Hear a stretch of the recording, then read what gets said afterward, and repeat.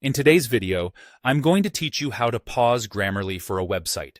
This is useful if you find Grammarly's suggestions a bit intrusive on certain sites and want to temporarily disable them without turning off the extension entirely.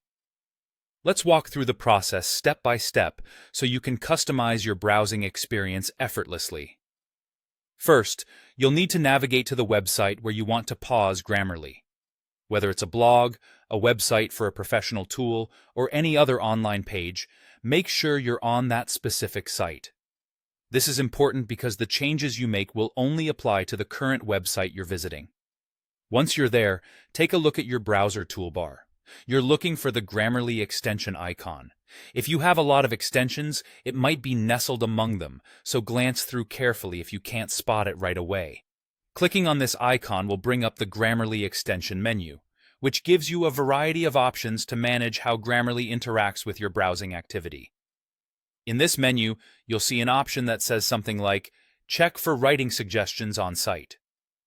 This will be accompanied by a toggle switch.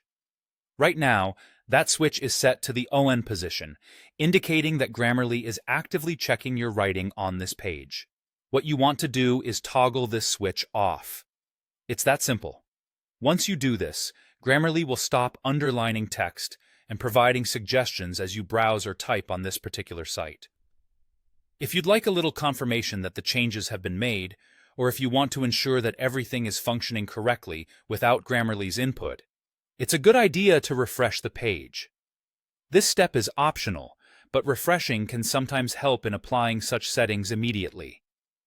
You should notice that previously highlighted suggestions or grammar underlines have now disappeared.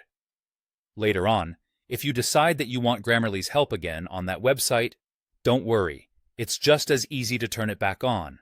All you need to do is revisit that same menu by clicking on the Grammarly extension icon in your browser toolbar.